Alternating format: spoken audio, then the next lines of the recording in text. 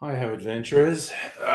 Setting up chickens to be in charge. One. And then you go in there. How's that? Well, that's looking pretty good. Come on. Turn your head around that way. And you go in there. Yeah, there you go. Chicken's in charge. Huh. I changed that. Hello, Heine and Justin on a plane. All right, I thought I'd have this done before the stream, but I didn't. So I just got to do the talky bit now. Okay. A little bit. Now, this can go off for now.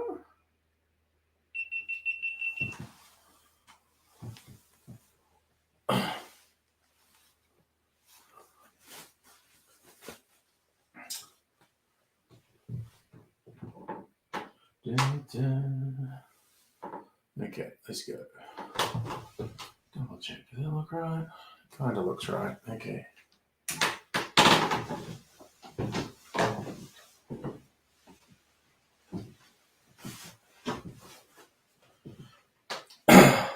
I should take a fucking picture of this before I drink it. God damn it.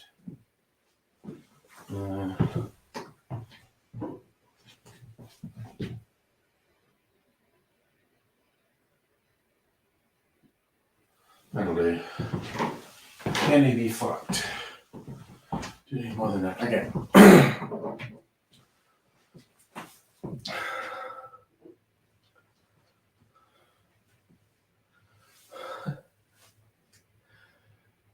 G'day, cocktail lovers. This is called Succulent Blood. Maybe I should be making this around Halloween, but I felt like making it now. It's a really mezcal-heavy cocktail. Far more mezcal than I've used in a cocktail before, so I'm not sure how I'll go. Let's give it a taste.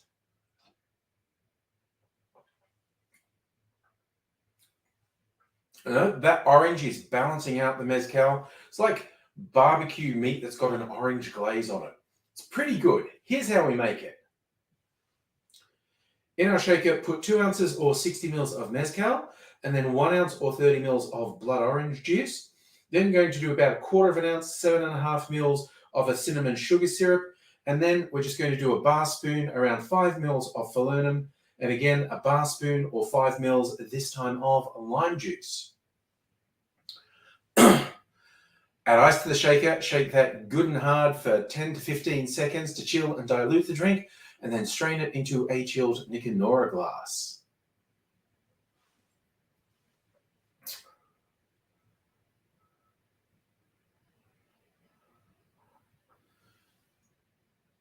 So it's smoky, fruity, and got a little bit of a cinnamon spice edge on it. It's altogether a very interesting drink. Give it a go. The Succulent Blood.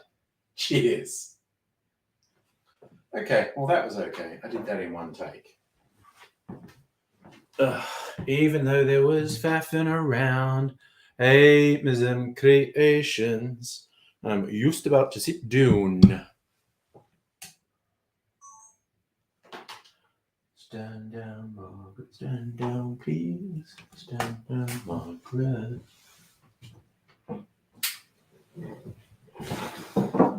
All right.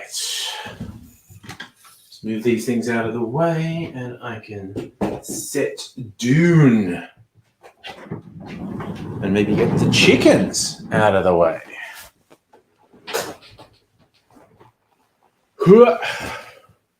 Okay. Okay. I think I want that like that. I washed my hair today, so it's all floofy. I'm going to keep it under some sort of control. Ah, this shirt's actually a little bit small. Life's all right with Spy versus Spy. So, banners, I want to switch that. If. Actually, I want to edit the.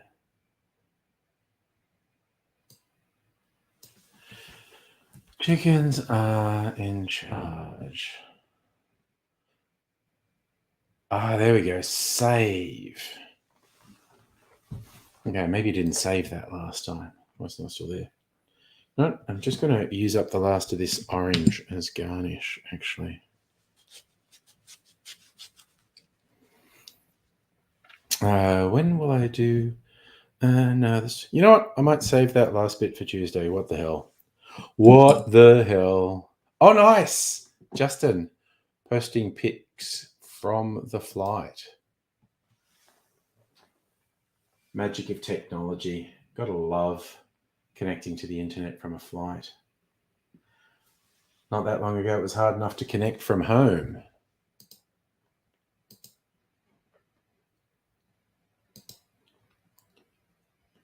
So what the first picture, where are you flying over? Where is that? Flying over somewhere. I might even have a cherry, actually. While I'm at it.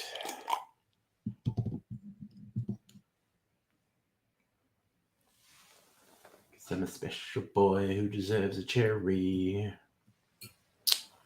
Do-do-do. Do-do-do-do-do. Do-do-do. South of Brisbane. Okay, there you go. Nice.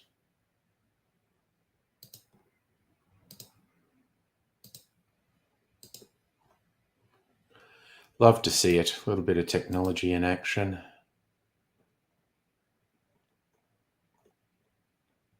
Oh, I missed the first ones. All right, but that's pretty neat. All right. South of Brisbane would be the Gold Coast? Yeah, I guess. And hello, Strictly Sega, by the way. Cheers, y'all. Got my blood red drink with blood orange juice in it.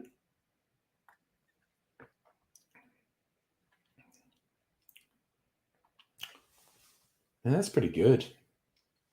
They managed to subdue the mezcal, the smoky mezcal.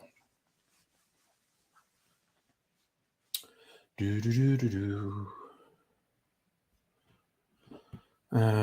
So, if I made that one, I kind of decided the other one I wanted to make tonight has brandy, a night, a knigget.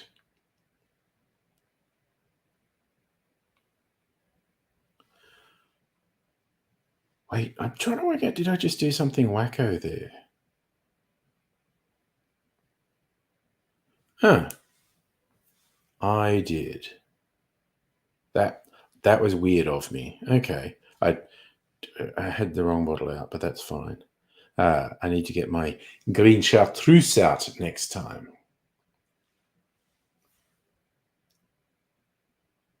All right, Justin over the Gold Coast right now.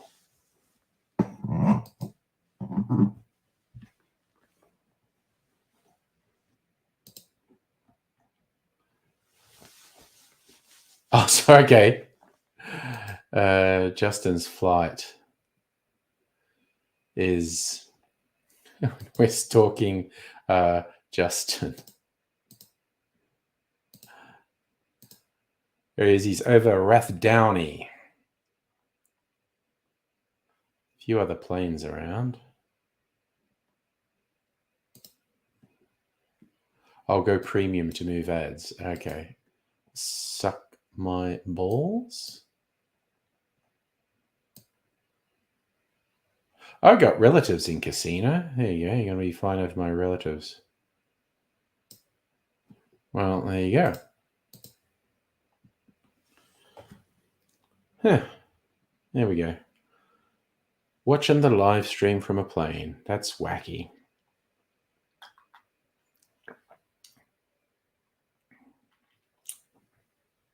That's pretty good. You'd reckon, wouldn't you? But there's limits to how ad blocker works as well. There's an increasing number of websites that refuse to work if you have an ad blocker on. In that case, you go to... I'll actually try it on 12-foot ladder.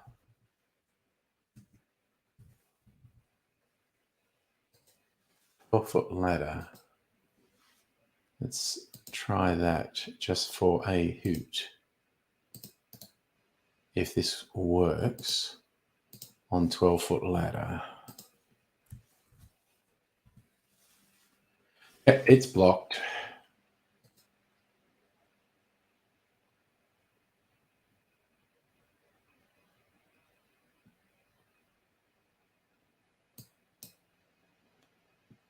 It's increasingly common.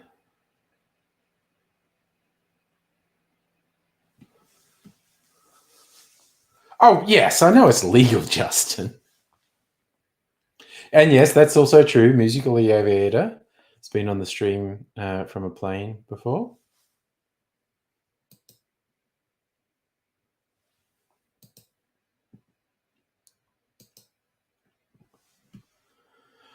You know what stops the ads on YouTube? Having YouTube Premium, which I have.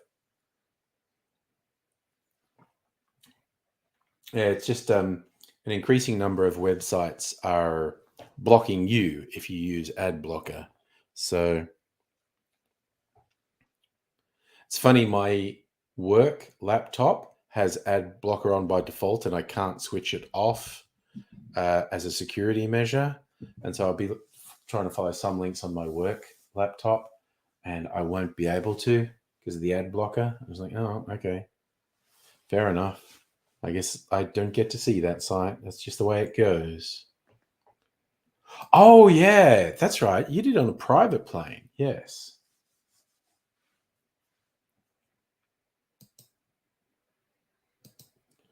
Isn't it wild being able to watch streaming video from a friggin' plane? The way technology keeps going, honestly. It's a wild and crazy thing. Like we were talking just last night about how it took ages before computers could play video of any type. And yeah, now we're live streaming to an airplane, for God's sake.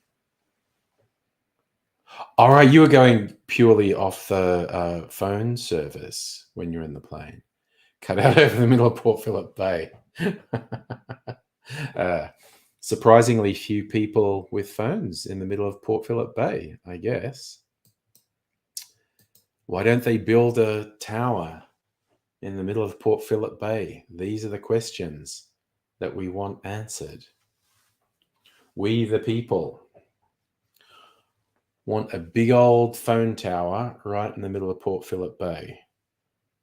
I think if I do the Knigget, how much is it? 2 ounce? Okay, yeah, I'm going to do it in Nick and Nora again.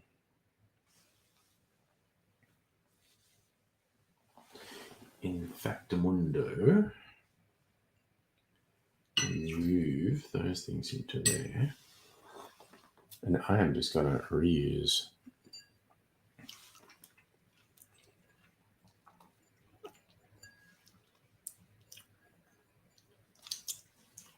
syrup from the cherry just sitting in the bottom of the glass like a cheeky boy. This Rick is remember switching from dial-up to ADSL. Yeah. I think I went from 56K dial-up to cable internet. It was a big... all the weird things, the limits and what, like how mobile phones were back in the day, that you paid for a connection and paid per minute, and there were all these different tiers of costs. So it was fucking impossible to work out which phone system was actually going to work for you. And here, Safa.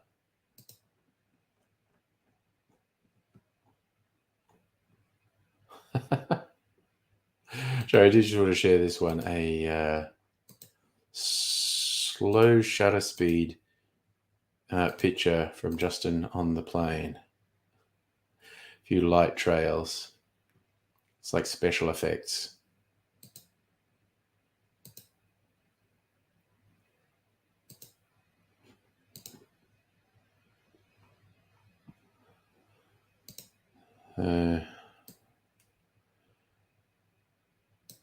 Justin's flown over Old Bonnelbow, and Bonnelbow is flying over Tabuam and near Malangani. Who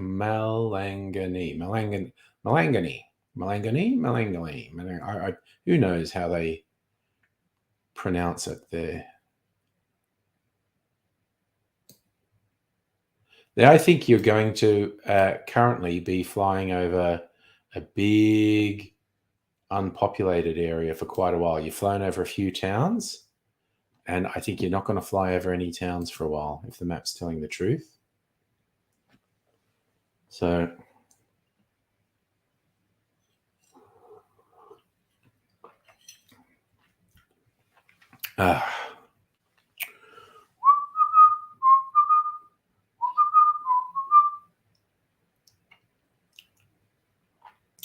it's a wild and crazy thing. My blood orange liqueur in progress. Leave it there for a while. I don't know.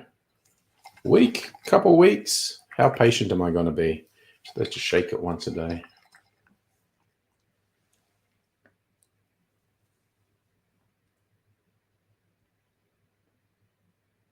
I don't know. I might taste it in a week and see what it tastes like. All these guides say you should leave it for months. Yes, I do like window seats. Yes, the one time I flew over a lot of Europe, I quite enjoyed over Europe at night. I quite enjoyed checking where I was and what city and country the lights below me belonged to. Safa, how did I feel this morning? I felt fine. Thank you for asking. I didn't even drink that much last night.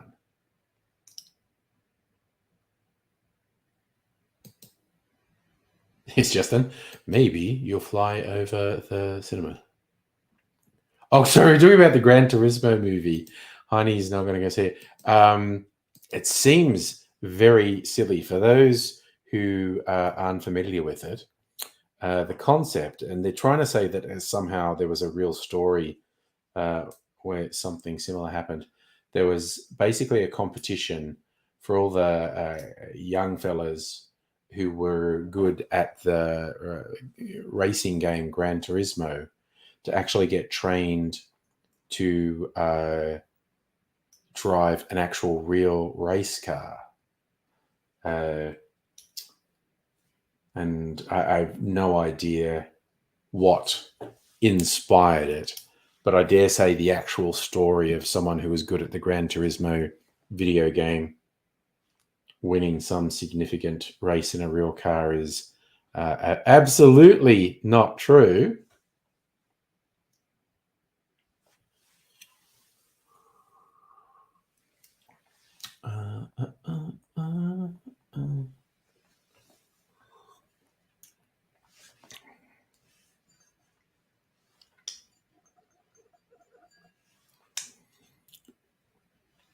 I'm being frugal and going to reuse this glass for another cocktail. I also still have not seen Need for Speed. That has the guy from Breaking Bad, doesn't it? Jesse? What's his name? Aaron Paul? Was Need for Speed the one that Aaron Paul was in? Yeah. I also love Aaron Paul from his work on the animated series BoJack Horseman. The absolutely weird character Todd, the little man child, is actually a lot of fun in Breaking. Apparently, Aaron Paul actually does quite a bit of voice for animation. And I'm trying to get my hair in some sort of order. I'm gonna go make another video. Suppose I should put chickens in charge again.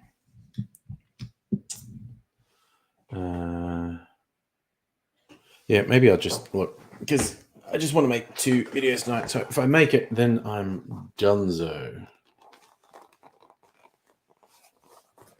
All right, so chickens. What are we doing? What are we doing, chickens? I mean, you know, that's kind of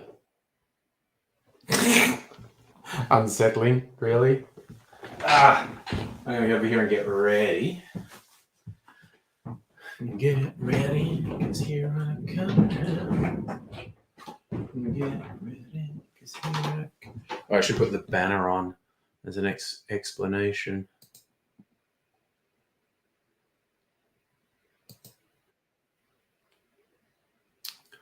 Never met a man who makes me feel you just alright.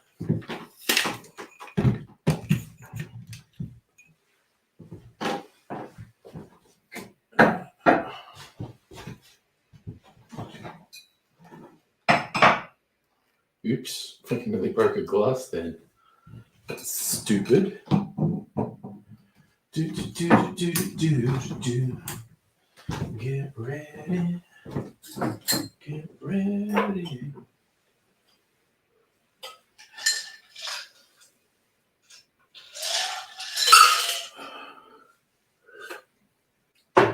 Ooh, smokiness from the mezcal. Okay. Putting stuff away and getting stuff out. What do I want? I want brandy and green chartreuse. Get ready. These 2 go back. So, which brandy will I use? This one. Gautier. Visop. Here I come now. I'm gonna put this back in here.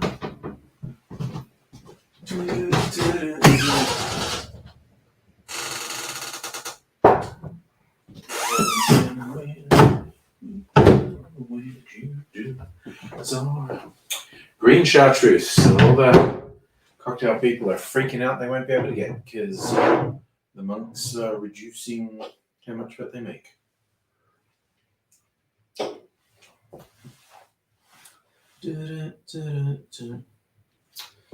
All right. 2 ounces of brandy to start. It's ready to go. All right. Take these juices, which I am no longer using,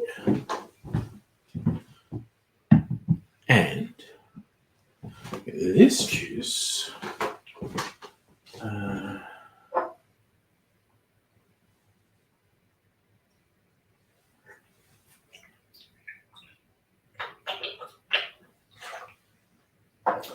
Lemon juice. Ooh, what the hell was that?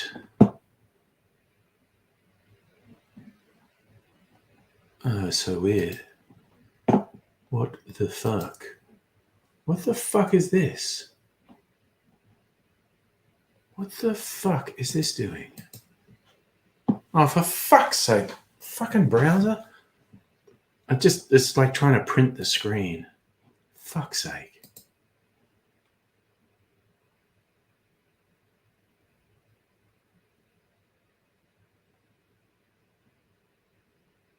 Watching a screen with 3 rubber chickens. Yeah, that is pretty good. Anyway, Right. Get my GoPro and stick it on here.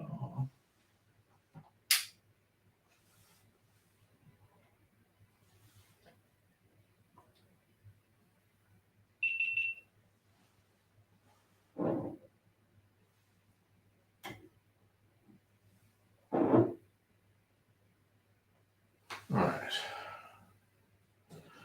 That's probably okay. So, 2 ounces cognac, then half an ounce of everything else. Yep, okay. Let's start this little camera. Right. Oh, I should take these lids off so I'm ready to go.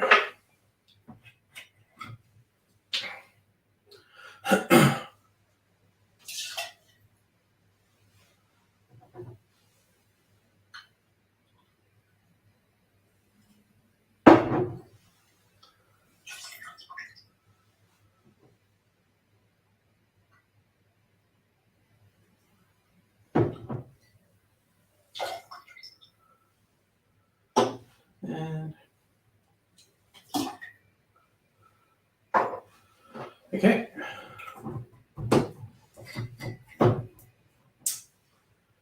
Okie dokie. We do that. And I'm going to stick a bit more ice in here. Just because I can.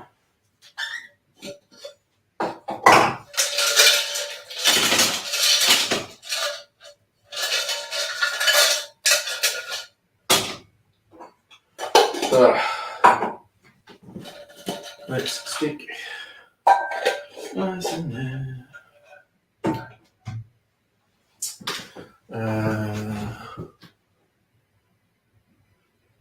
Heine killed the chat. Did you? Alright, I'll be back in a very short time. Alright. Ooh. Well, let's start recording.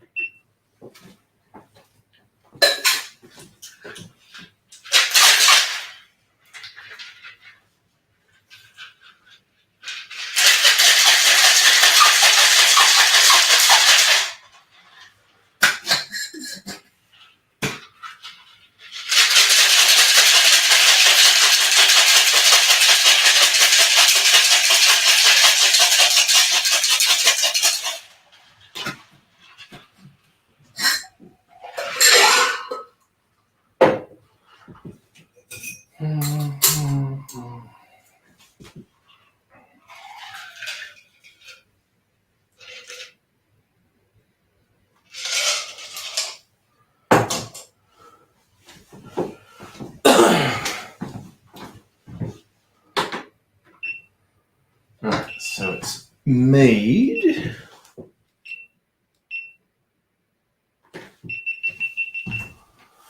Alright.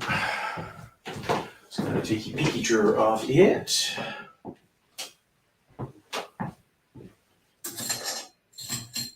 Stop that. Stop that right now. Alright. Take a photo.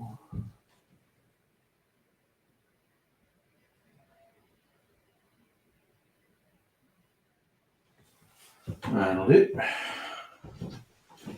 There it is.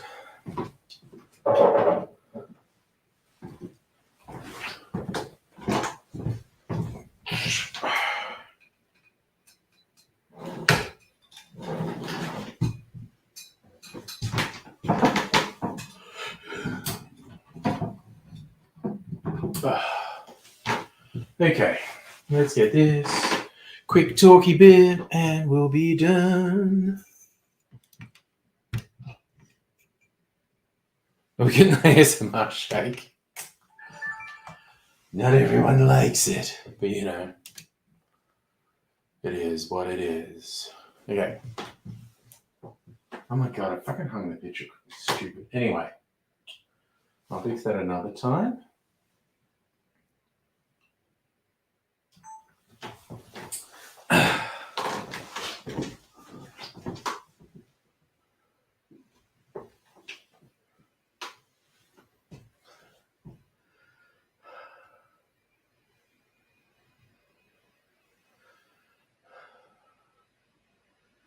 G'day, cocktail lovers. This is a cognac baked. Ugh. No one take, okay. G'day, cocktail lovers. This is a cognac based cocktail. There's versions of this in print going back about 100 years. It's called The Night, and taste wise,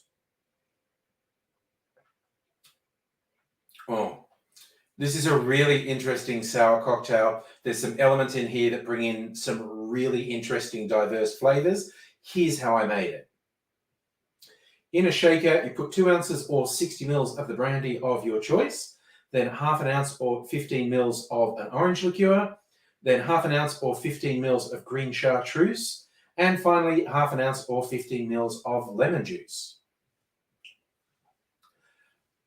Add ice to the shaker, shake that good and hard for 10 or 15 seconds to chill and dilute the drink, and then strain it into a chilled Nick and Nora glass.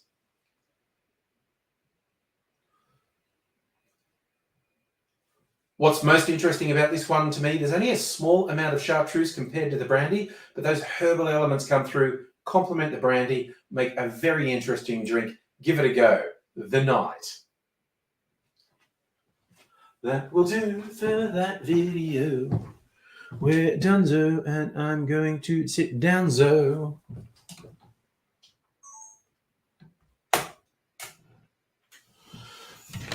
All right.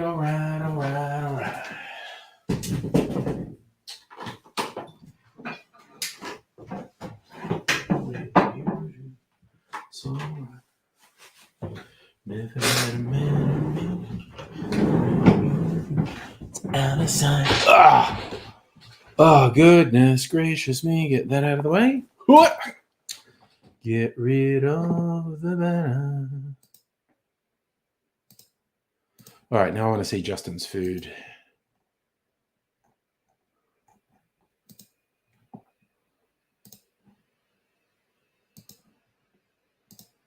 Got served. What is this? Zucchini and corn fritters and a little bottle of wine in a classy plastic tumbler. Nice.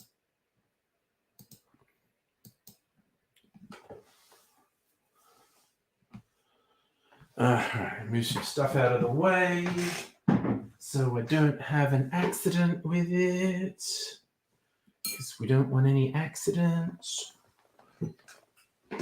if we can avoid it. All right.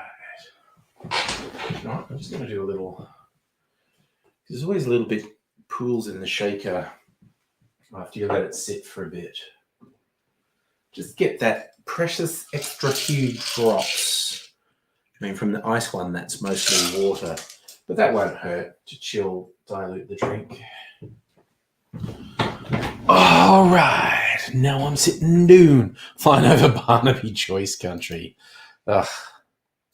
Yeah.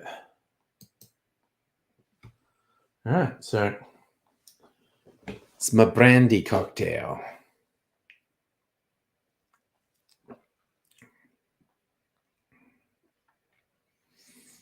Oh, it's like a herbal sidecar. That's what I should have fucking said. Damn it. That is actually pretty tasty.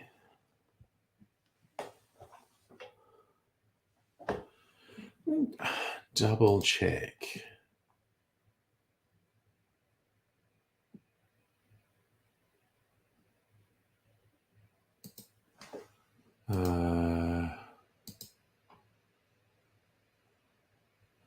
Is that working?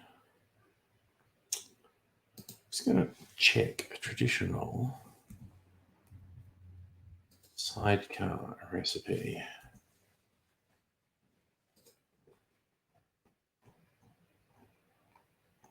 Cognac, orange liqueur. Yeah, no extra sugar. Okay. All right, yeah, so that's a herbal sidecar. Oh, man, too late to throw that in. Sorry, just wondered where you were coming from with that, strictly saying, yeah, but it's because he's flying over Barnaby Joyce country. Drop one. Well, there are stories that the planes if the reservoir they have on board for waste matter gets too full, they'll drain it over open country. I haven't seen a version of this story for a while, but I saw it a few times back in the day, where someone had this big lump of blue ice smash into their house, and they wonder, what the fuck is that? And it melts and smells like shit because it's effluent from a plane. And the theory is what happens, the plane's over a completely open area or over the ocean, they eject some of the waste where it's not going to bother anyone. But if the plane's at a sufficiently high altitude, some of it might actually freeze, like little lumps of it might freeze and attach to the plane body because it's at such a high altitude and it's so cold. And then when the plane gets to a lower altitude, the temperature rise and the friction melt a little bit, so it falls off the hull of the aircraft and rains down on the suburb below. So, yeah.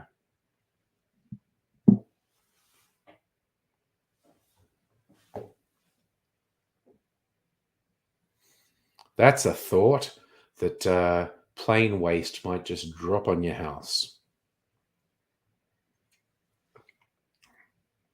Certainly, the perils of sorry, there's a weird mark on my arm. All right, I need to let that heal. The thing that I picked at, and I shouldn't have picked at it. Now I need it to heal, so I don't have this weird thing. It's been on my arm for about a year. No, why did I just say a year? I meant a week. I picked at it and it formed this scab that wouldn't heal, but now it's healing, so I need to be good and not pick at it anymore. Oh, was that a joke in Joe Dirt? I don't think I ever. I know the movie. David, what's his name? I don't think I ever sat through all of it. It was just a giant pile of crap. Well, I know that's the theory, Justin. Dumping fuel will atomize before hitting the ground. But there are variables, as I said. And yes, like 999 times out of 1,000, or even 999,999 times out of 1,000,000, when the planes eject waste liquid, it doesn't affect anyone because it disperses so widely and they do it over an empty area.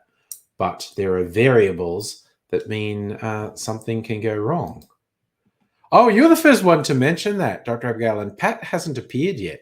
But according to the info Pat puts on Facebook, it is his birthday today, which is probably why he's not on the stream. He's probably out having a good time. Oh, there was a... See, I didn't even know there was a Joe Dirt too. So, yeah. Heine, I think the blue stuff is disinfectant. So, yeah, because when you're on a plane, you're basically shitting into a septic tank. And there are occasions where that it's full and they need to drain it. So I think the blue stuff is actually antiseptic. Don't know that Pat's a big drinker, but who knows? You know, anything can happen. Anything.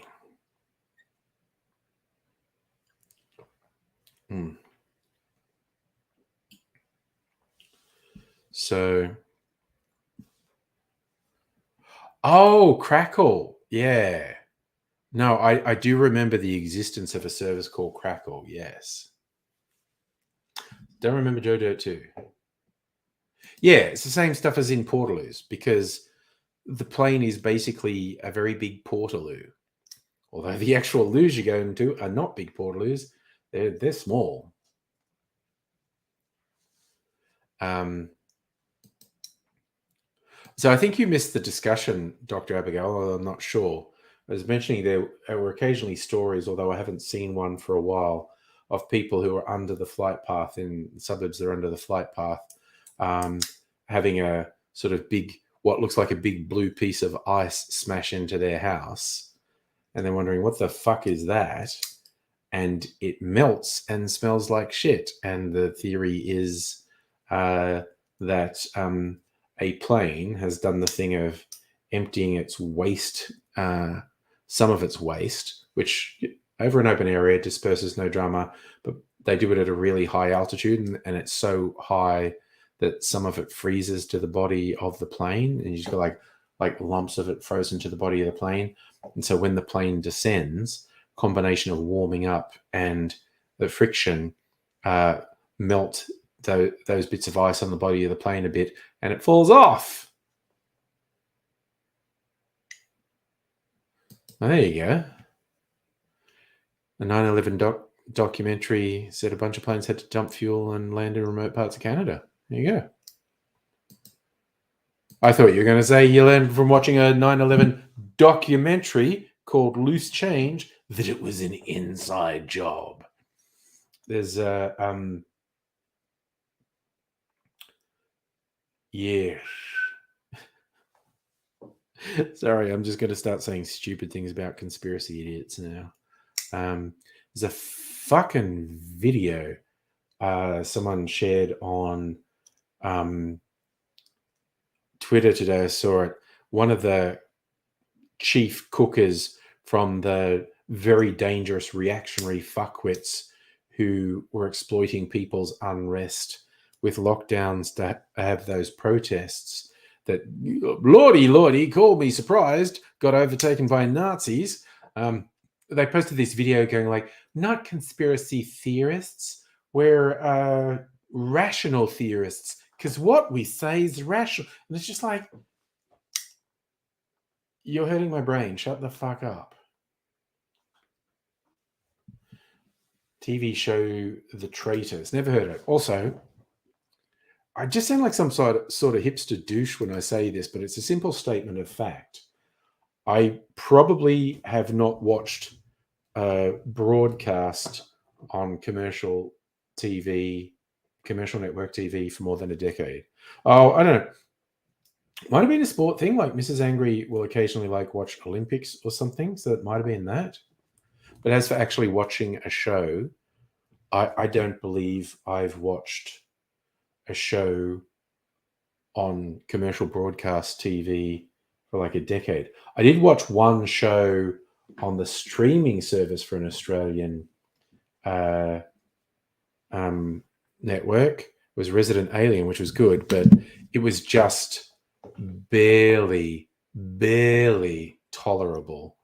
The ads they piled on. There's one thing, 5 gambling ads in a row.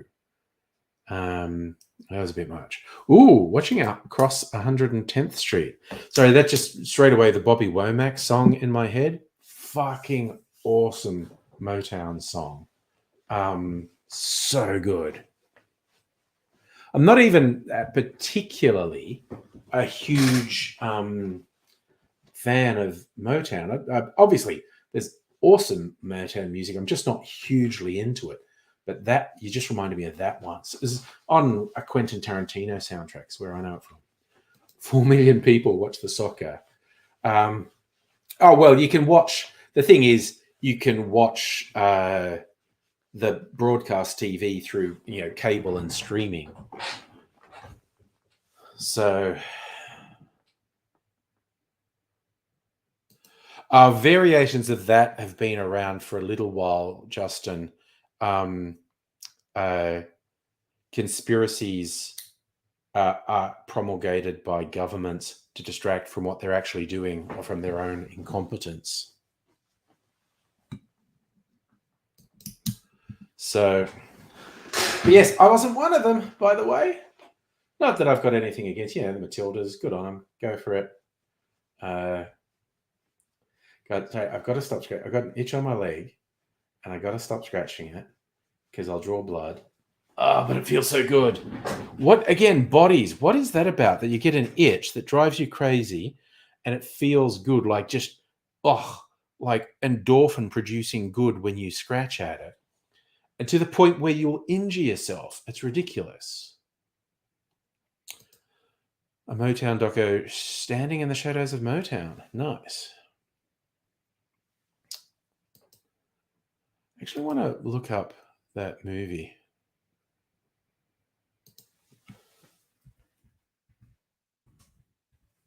Across 110th Street.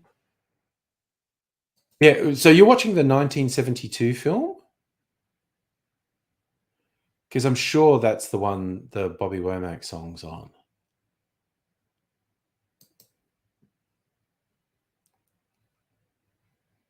Stars Yaphet Kotto, Anthony Quinn, Anthony Franciosa, and Paul Benjamin, set in Harlem.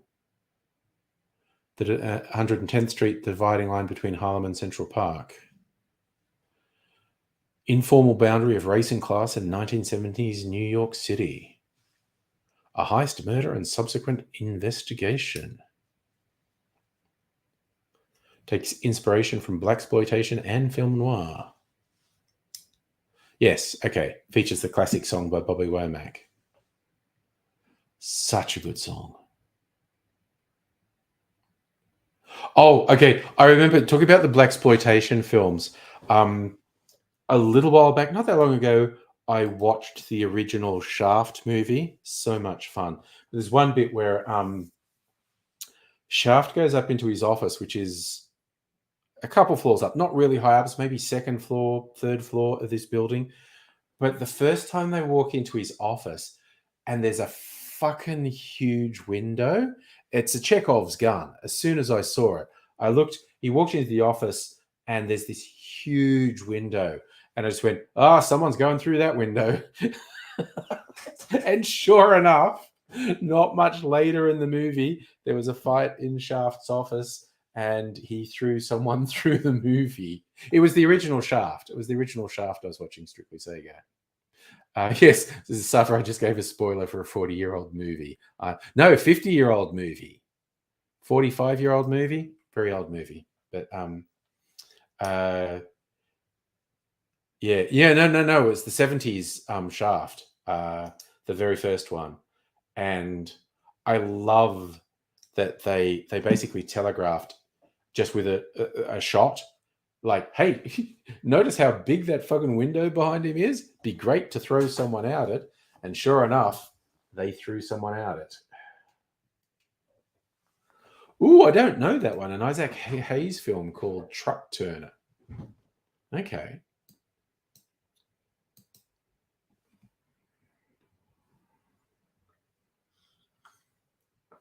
I liked that Eddie Murphy film that came out a couple of years ago celebrating that dude Dolomite. We've called My Name is Dolomite. That was a really enjoyable movie. Just like Eddie Murphy doing a tribute to a blaxploitation star of the 70s. It was also just a fun bit of people making a movie with no money and no permits and all that sort of thing. It was it didn't make a huge impact. Like, it's on Netflix, I think. Absolutely worth watching. My Name is Dolomite.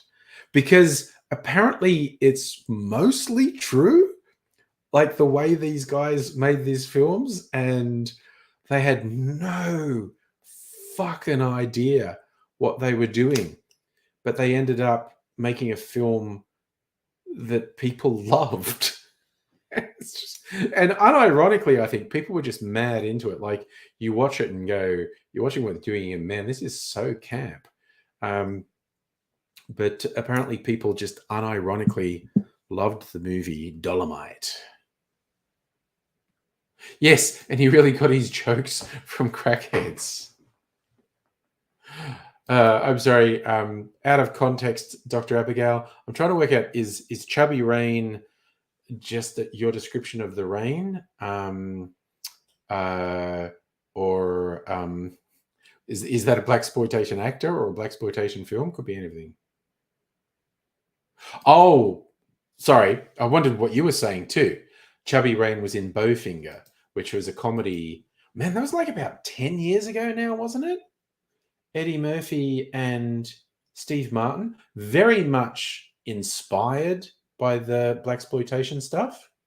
I did not. I absolutely did not get the reference. I did watch Bowfinger once. I was not hugely into it.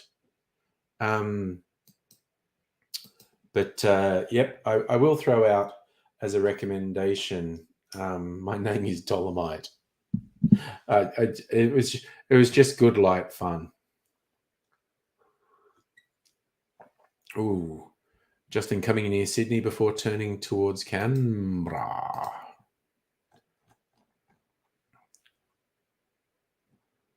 Actually, I'll look on the thing. Where are you on the flight thing?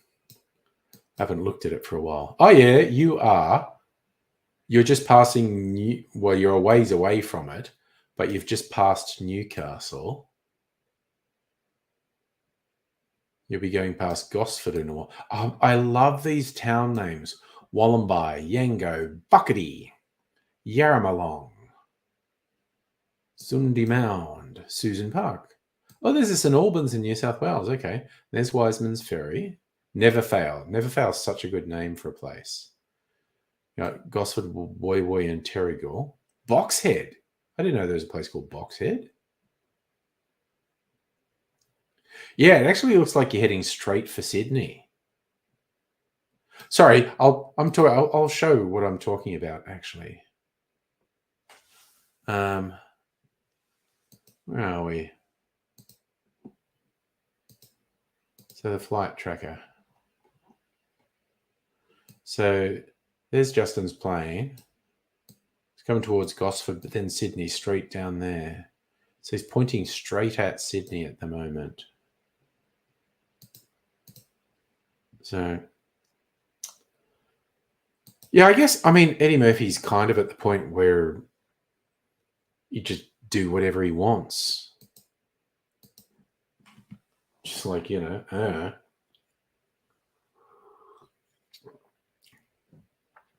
just not be too bothered about things.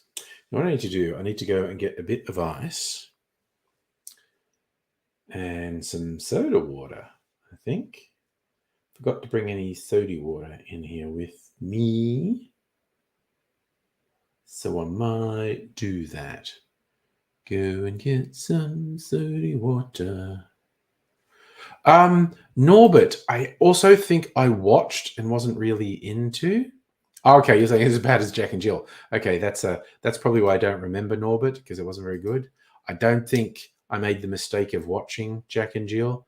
That was another thing that was predicted by South Park with Cartman being so obsessed with Adam Sandler when he's pretending to be a robot and he's in Hollywood giving the movie ideas, and they're all about Adam Sandler. And one was genuinely as Adam Sandler, but he's also Adam Sandler's sister. And that movie ended up getting made. Adam Sandler's a weird one. Like, I don't think he's done a particularly funny comedy in a very long time.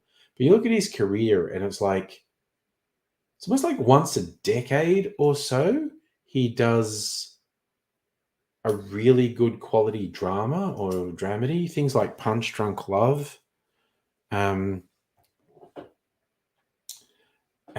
although I didn't love it, that one he did for Netflix about the sort of chronic gambler who's also in the Diamond District in New York. Oh, actually, that's a good way to describe it. Movies to have on in the background. Yeah. Just go with it. I have to admit, I got into Adam Sandler in the Damon Wayans vehicle, Bulletproof, because I'd been a fan of Damon Wayans for a little while. And I went to see, and me and my girlfriend at the time were both Damon Wayans fans. And there was this new Damon Wayans film, Bulletproof. I had no idea who Adam Sandler was. And we just watched this thing, and we'd gone to see it for Damon Wayans, but we were blown away by Adam Sandler. Like, who's this guy? He's really good. And then he did a couple of good films. It always was weird to me it's like almost in every second comedy, Adam Sandler would do a stupid voice, and it didn't really add anything to it. It's like Little Nicky and the Water Boy and whatnot. It's like, and he would do it like every second film, and it was fucking stupid. Yes, see, I loved Last Boy Scout.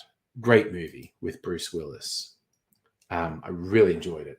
Damon Wayans was particularly good in that. Bruce Willis was particularly good in that, actually. Does he do a stupid voice? I think Happy Gilmore is one where he doesn't do a stupid voice. Although I'm also now betraying the fact that I'm not hardcore Adam Sandler, and that being his biggest film, I can't even say for sure whether he was doing a stupid voice or not in Happy Gilmore. But he did do this whole thing where it's like every second film, the idea was, I'm going to do this with a stupid voice. And it's like, why did someone not talk you out of this? Because it's fucking stupid. Ah, yes. Speaking of Adam Sandler and stupid voices, you just rewatched Pulp Fiction. I think I watched it not that long ago, actually. Fucking good movie. Really good movies. I'm still a Tarantino fan. I think it's possibly uncool, but okay, there you go. No stupid voice in Happy Gilmore. Yeah, I was trying to remember, and I didn't think he had a stupid voice in it.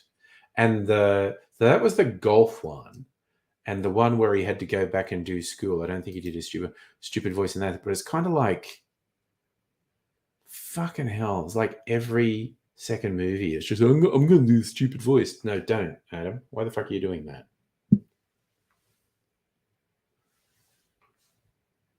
Oh, Jesus, honey. Okay. I don't even remember that. We get high definition Bruce Willis dick. Okay. Jesus. Oh, 1995, year 10. Everyone talked about Pulp Fiction. Oh, man. I bet. Damn.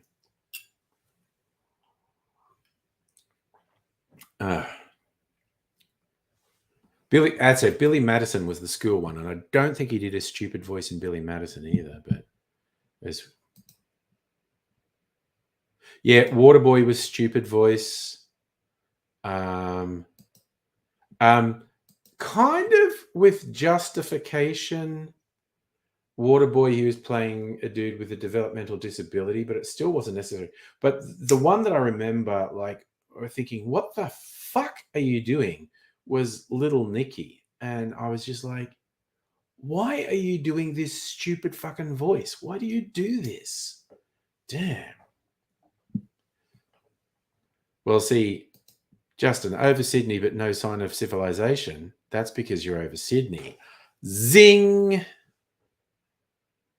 Oh, Strictly Saying went there too. You won't even find any walking through Sydney. Zingers. Oh, yeah, you are directly over Sydney, according to the thing. There you go. All right, I am going to... This will probably only take about 30 seconds. So I'm just going to do it. Putting the chickens in charge would be more trouble than it's worth for me. I'm just going to be gone for 30 seconds. Wait. I'm going to get a glass to put ice in. Ice, be there.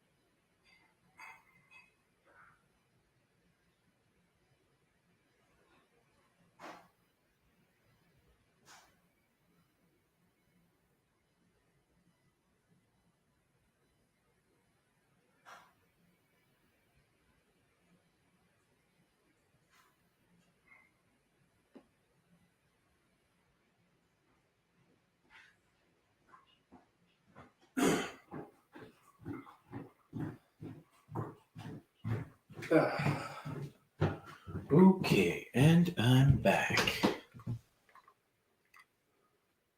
Hey, Megaleech. Yes, we're talking Adam Sandler. Oh, nice. Well, you had to sleep. That's good. You know what? I also decided I'm just going to make an old-fashioned because I can. What will I make it with? Oh, I know what I'm going to make it with. Okay. This ought to be interesting. Just going to make it with twofold. Actually, maybe my barrel aged twofold, which I think is in here.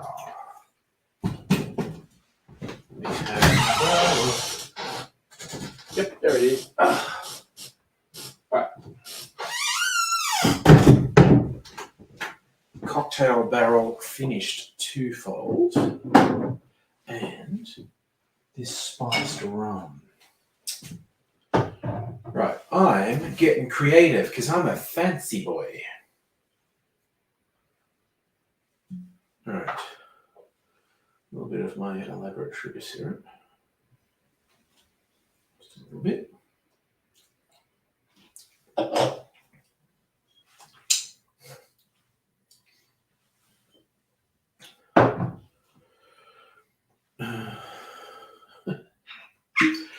Oh god, sorry, I just had a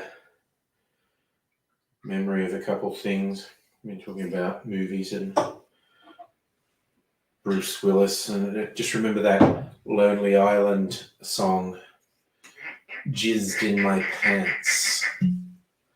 One of the lines was, "When Bruce Willis was dead at the end of Sixth Sense, I jizzed in my pants."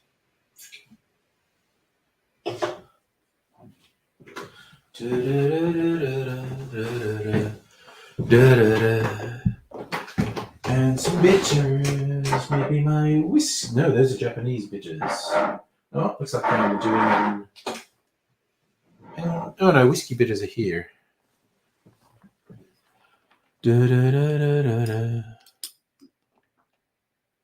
Oh god, Little Nicky's actually your favourite Sandler film?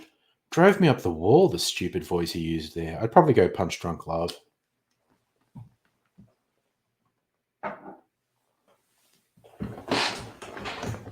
Ugh.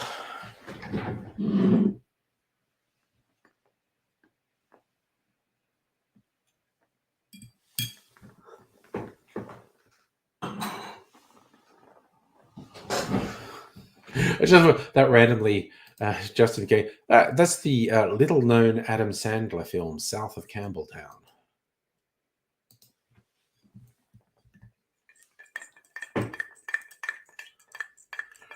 Stirring it in the glass. I really wonder what this is going to taste like because it's an experiment.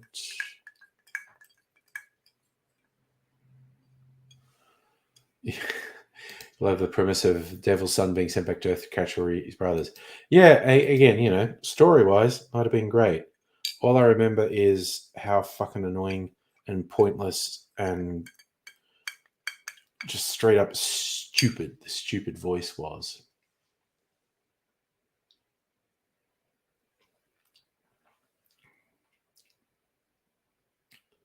Yum.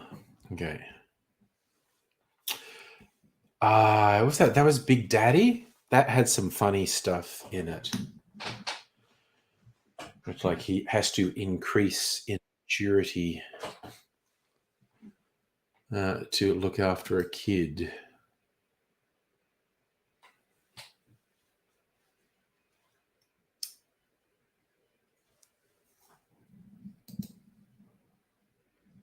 Oh yeah, Mr. Deeds was okay.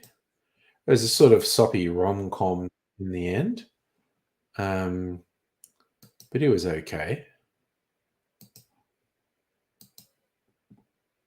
What was that? What was that recent one he did for Netflix, where he's the guy working in the Diamond District in New York and is a chronic gambler? That was one of his good dramatic roles, but I didn't completely enjoy the movie. Didn't hate it. Didn't sort of completely get into it though. Captain says you've got to be decent in 5 minutes. Is that something you can do? Or did you leave the S out? Sorry, I'm being a dick. I know you meant descent. Yes, Blood Diamonds. That was it. Yes. Thank you, Dr. Abigail. Oh, not only did Chuck and Larry age badly, the concept was completely stolen from an Australian film that had Paul Hogan and Michael Caton in it. And it was legit stolen. Like there was, as I understand it, a lawsuit, which they won. Oh, thank you. Uncut Gems. Blood Diamonds was a Leonardo DiCaprio film, I think, which I haven't seen. Thank you for the correction, Strictly Saying. I just, as soon as Dr. Abigail, when you said Blood Diamond, I immediately thought, yeah, there's a movie called Blood Diamond. That must be it. What's bedtime stories? I'm unfamiliar with what you're referring to there, Safa. God, Adam Sandler did this terrible animated movie. God, it could have been as long as 20 years ago. It was over 10 years ago, called 12 Crazy Nights. It's because I think he was sick of all the Christmas movies, so he made a Hanukkah movie. And it was fucking terrible. So you can say you hate Russell Brand in movies. I just kind of hate Russell Brand.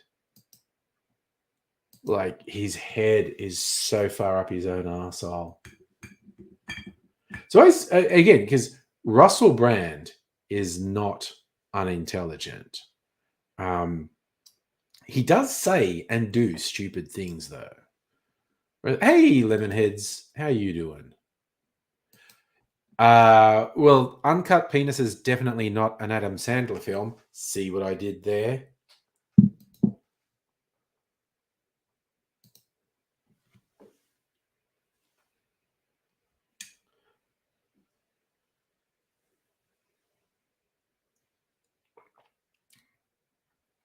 Oh, man. Oh, no, that's fucking good. Half my cocktail barrel finished twofold and half a spiced rum. Yes. I couldn't resist. Say Uncut Penises while we're talking about a Jewish comedian.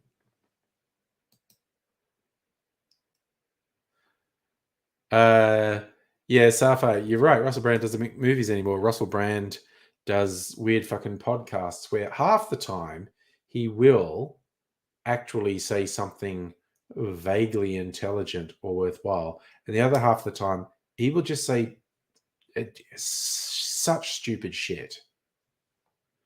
And it's just basically, yes, and he panders to right wingers.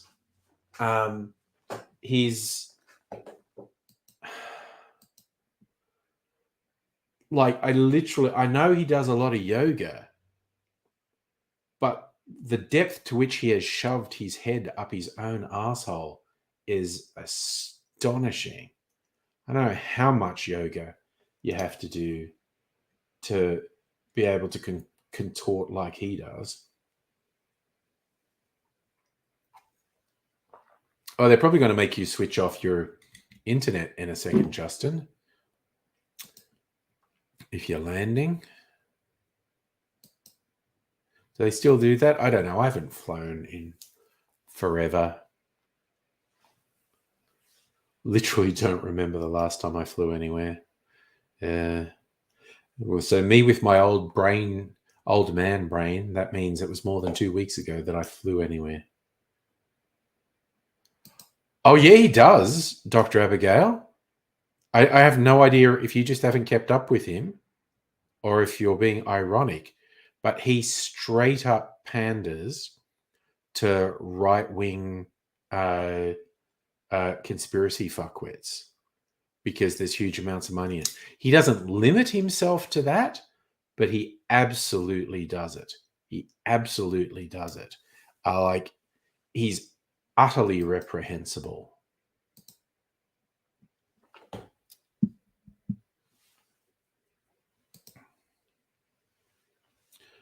I was actually just going to something. What the hell is this?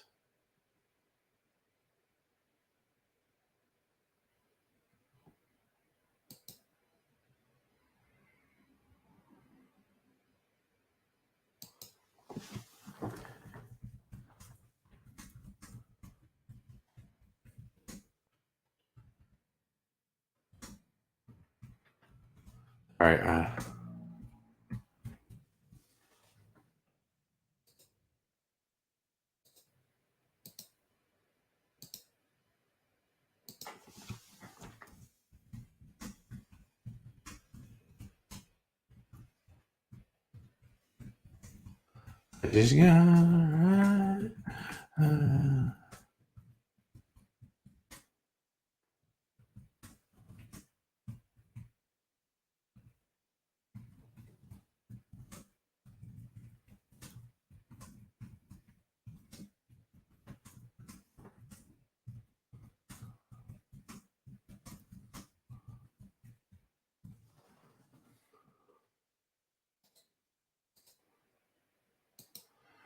Just seeing someone who I am almost definitely going to block on YouTube because they're commenting on some of my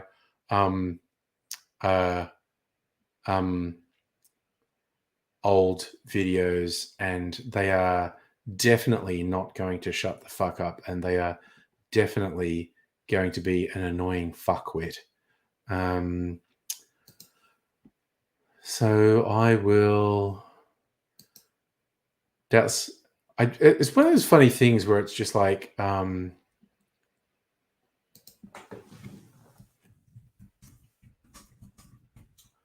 another one.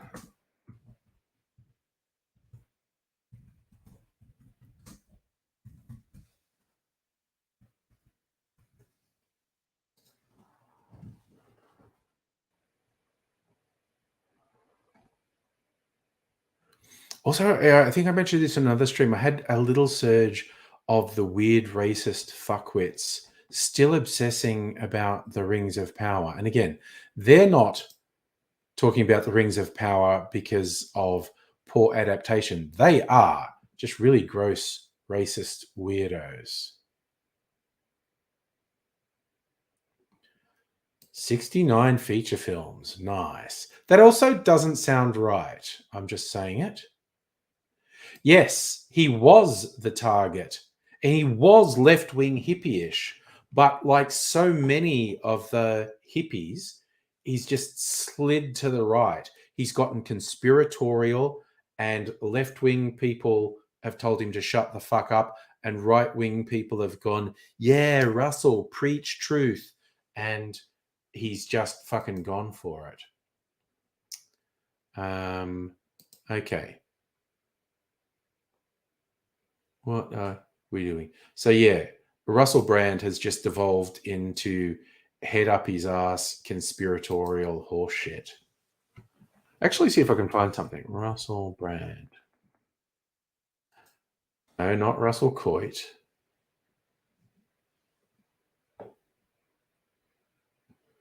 He's pro Tucker Carlson. Tucker exposes the Biden crime family. Shut the fuck up. Saying something about Oppenheimer.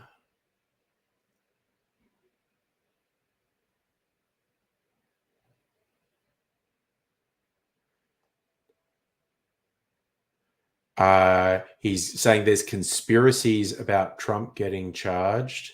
He's spouting absolutely ridiculous horseshit about aliens.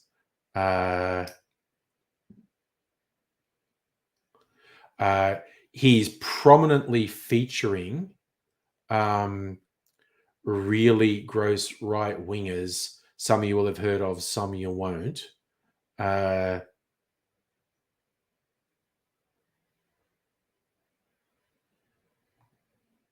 He's he is absolutely leaning really hard into the right-wing talking points.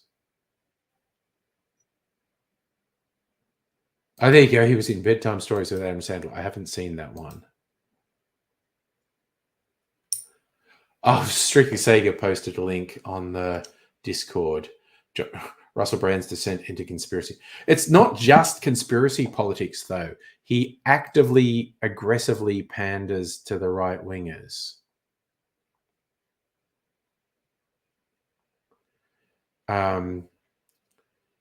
He is a steaming fucking pile of shit. He is a shameless, worthless charlatan. Like, I fucking hate him. I fucking hate him. I used to just think he was an annoying, self-absorbed hippie shithead.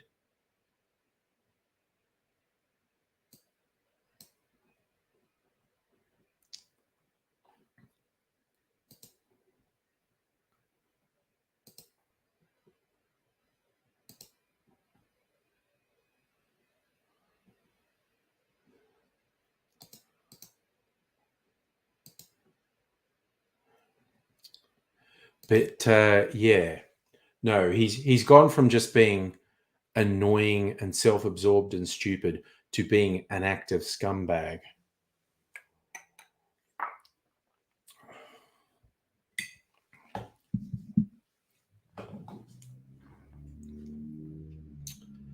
But what are you going to do?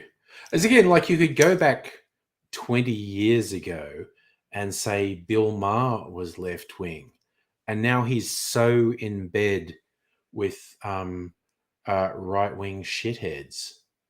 I don't know what it is, but it's just like people who have a level of celebrity don't like being challenged.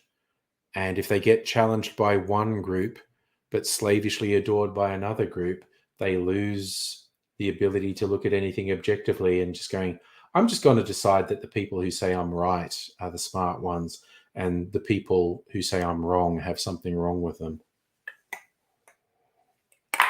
Because after all, I'm a celebrity. How could I be wrong?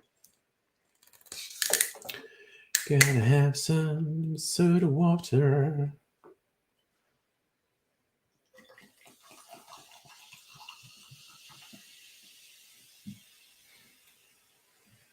I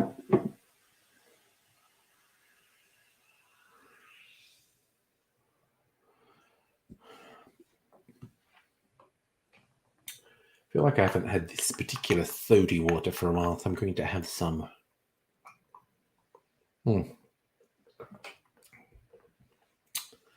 It's nice. Yeah, you think I got a lot of booze? You'd be right. Out in the kitchen, I probably also have more soda water than you would expect, just because the place I was getting it from was ending a couple of product lines, so sold them really cheap. Ooh, ordered a pizza dance. Well, I mean, that's always a good dance. I haven't ordered a pizza for a little while. I've made some pizza. Like, I've got like a base from the supermarket and made one. I think as recently as this week I've done that. But there are a couple of good pizza places around here. And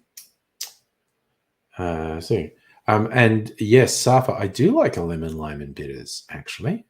I mean, I could turn this soda into a soda, lime, and bitters. Easy.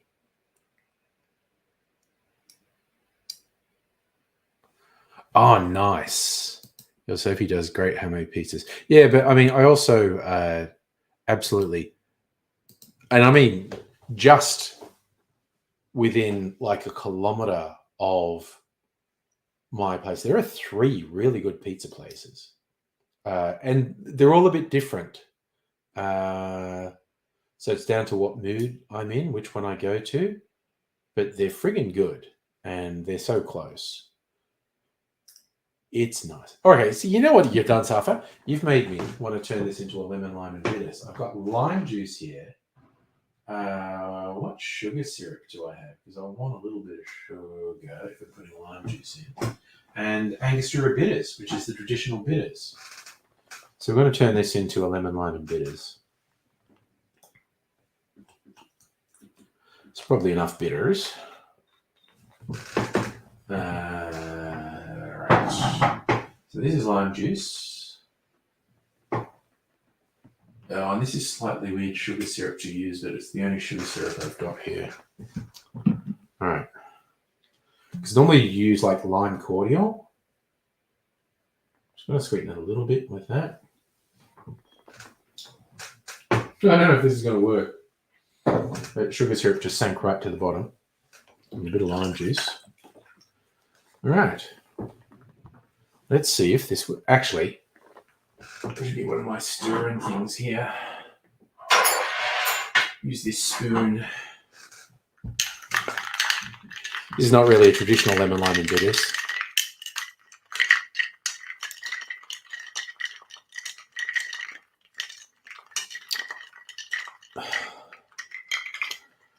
Safa, in these pizza places, depending what you get, they vary from like $10 to $20. Oh yeah, family size. There's one that actually does really big ones. Matron. Now, did this work?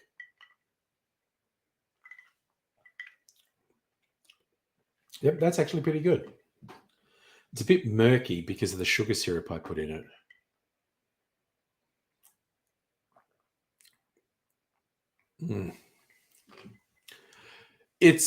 Look, honestly, you're also probably right about, particularly with the big chains, pizza's getting a bit smaller and then raising the price at the same time. But so yeah, the three that are near me are independent. The one that probably does the most expensive ones is probably the highest quality ones. They're not the biggest ones, but there's one that you get the family ones. They're really fucking big. How many inches? 13. Yeah, no, I'd agree with you. A 13 inches are large. Yeah, bit bigger than a vinyl. But yeah, this place does family ones that are probably 50% bigger than that. Like they're really big. And as I did see someone do the maths on pizzas on YouTube once, and they were showing you how much better a deal the very large ones are, because yes, they're more expensive, but in terms of area of pizza, you're getting much more pizza. How much for family pizza? You know what? I'm going to fucking look it up.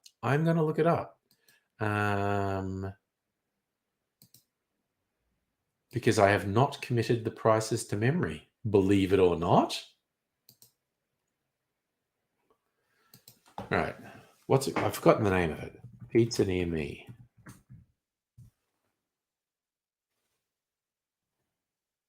That is not where I am. Or is it? No, it's not. All right.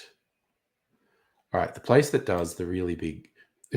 Sorry, as soon as I say doing big ones... okay, so the menu.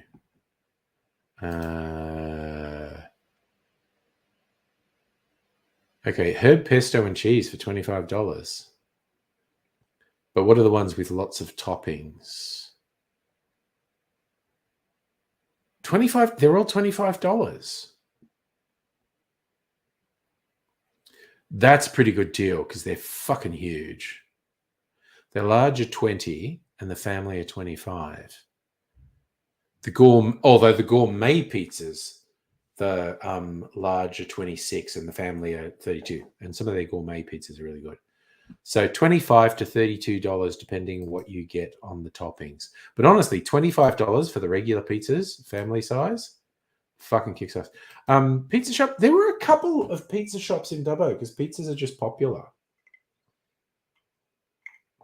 I always remember John's Hole in the Wall pizzas. But and there was a Pizza Hut. No, I didn't work at Pizza Hut in Dubbo. That was in Bathurst. But there were a couple of pizza places in Dubbo because pizzas are just really good. You don't want McCain's stuff. They fucking suck. You want Dr. Oetker. I was a fan of Dr. Oetker.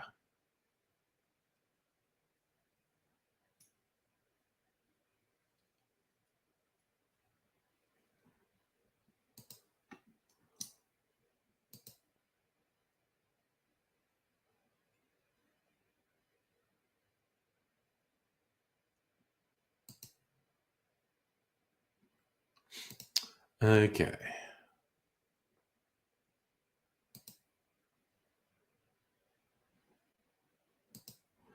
All right. Just looking at weird shit on my computer. Wait, did I freaking close the freaking...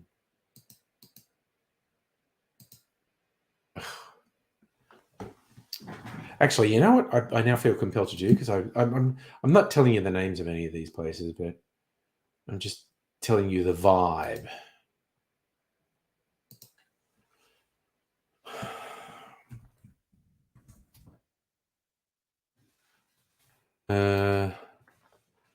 Going back, where are we?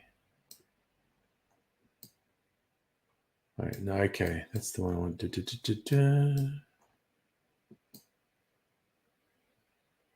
Oh, I'm going outside. So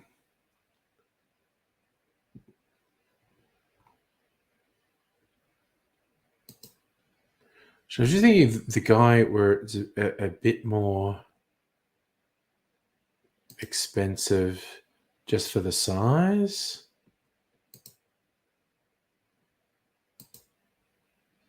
Yeah, okay, so like this guy, he probably makes the best quality ones, but they're a bit small, like $28. So they're a bit more expensive, but they're probably better. Talking about pizza prices, my God, what are we doing? Excellent question. Did they deliver pizza? I honestly don't remember. I certainly would never have got a pizza delivery as a lad in Dubbo. Far too extravagant. You know what I remember they had, though? They had a rental video delivery service. You could call this particular number and someone would come with a van, and they had a bunch of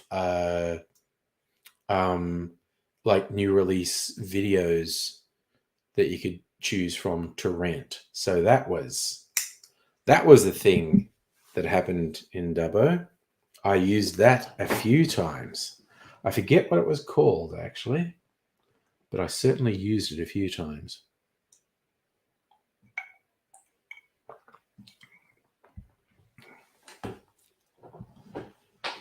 Yeah, that was a friggin' innovation.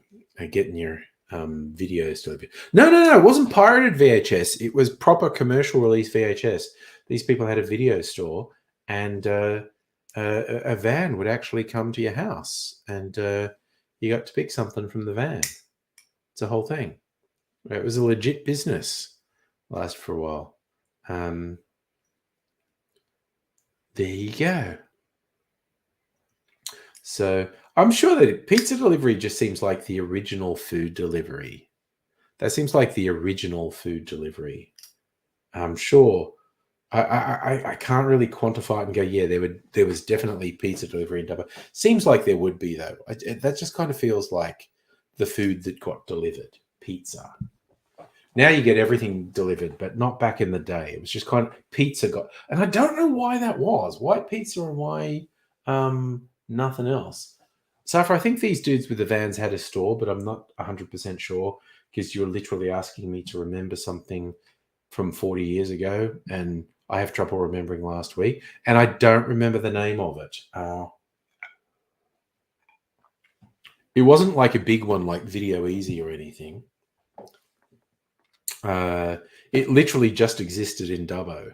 There are probably people doing it in other towns, but it was not part of a big chain. It was just someone in Dubbo set this thing up to do it. So That was a thing that you could do. Get a video delivered to your house.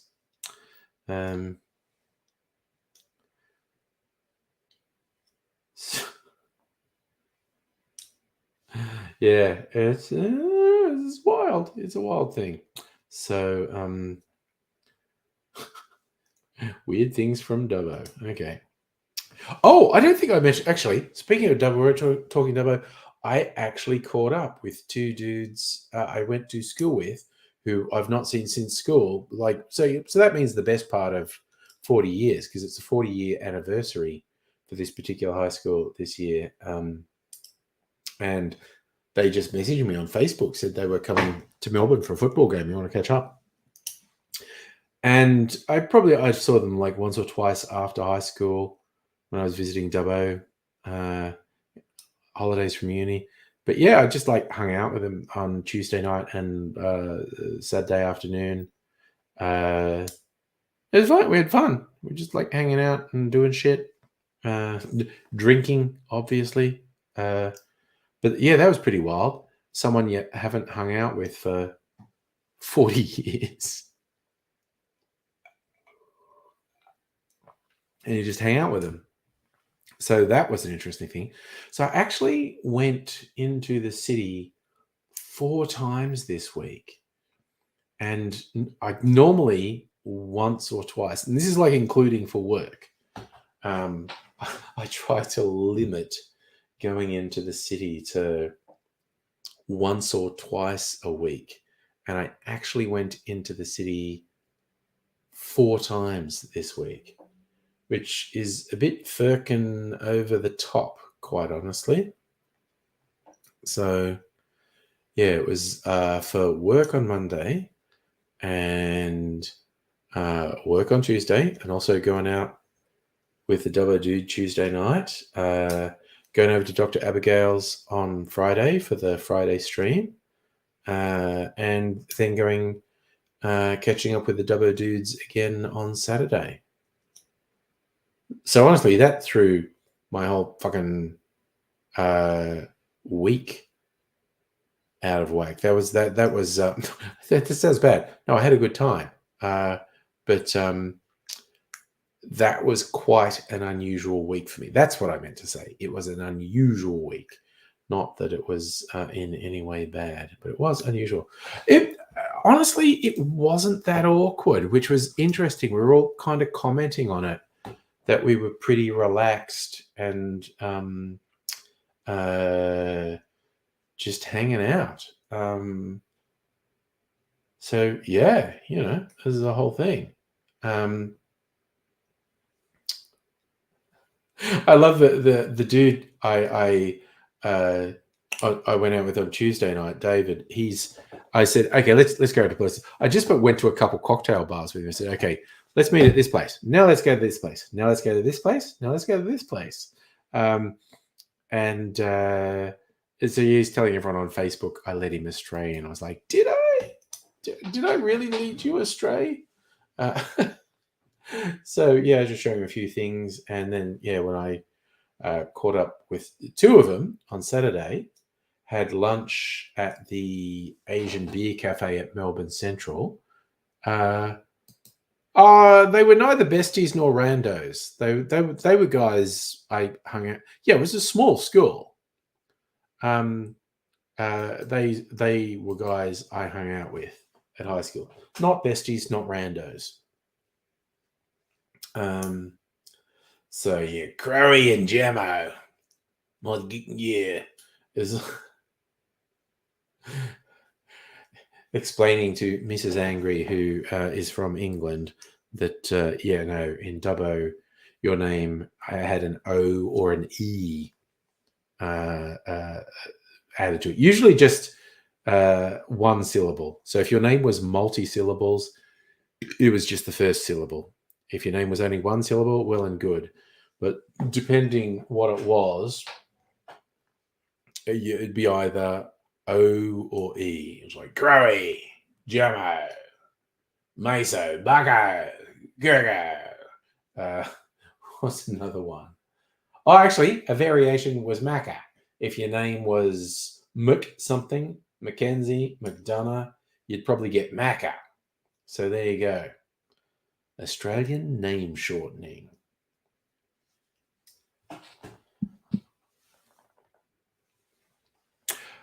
A Y, yeah, the Y was less common. I'm trying to think of someone who had. Oh no, Fieldsy. Okay, someone's name was there. No, there's a guy's name was Fields. He was Fieldsy. Well picked up, Safa. Y is another one. Yeah, it is Fieldsy, Macca, Jammo, Crowy, Buggo. It's a whole thing. Oh, you're talking about first names. I'm talking about last names. Andy, Danny, Dana. Yeah, no. Certainly in my generation, calling people by their first name was very uncommon. Bit familiar. Do the surname. Bushy. Who else were there?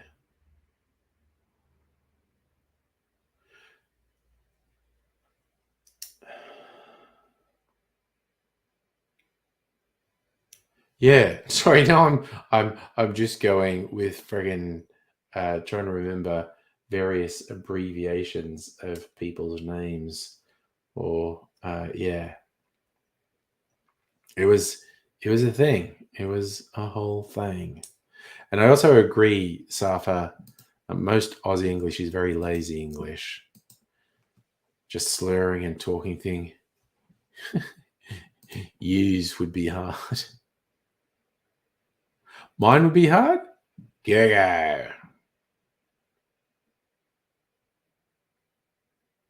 Oh, I thought you were already off the plane. You said you were off the gate, Justin. Waiting to get off the plane. Oh, yeah. Okay. All right. But you've landed. It's all happening.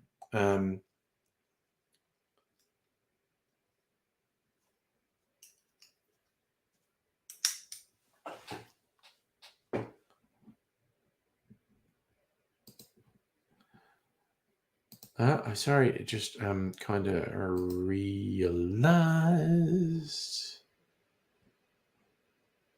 something on YouTube.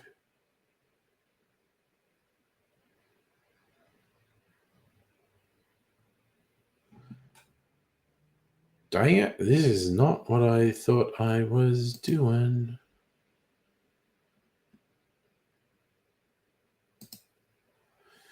Do you realize?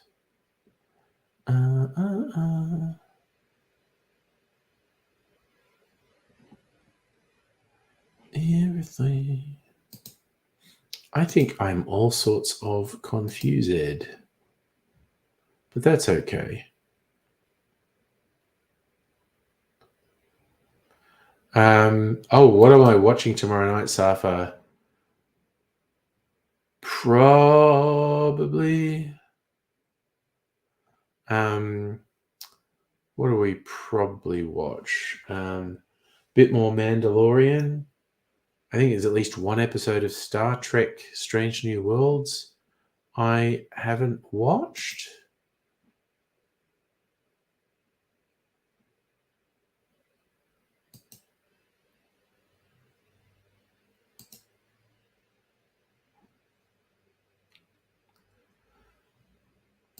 So probably watch some Star Trek Strange New Worlds and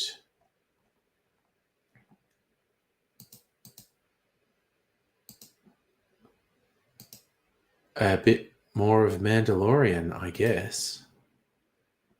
No, I don't drink alcohol. So you lot drive me to drink. I was just fidgeting with a corkscrew and dropped it. You lot drive me to drink. When I'm having the non-stream nights, watching TV, as a rule, I don't drink alcohol. I mean, I might sometimes, but most of the time I don't.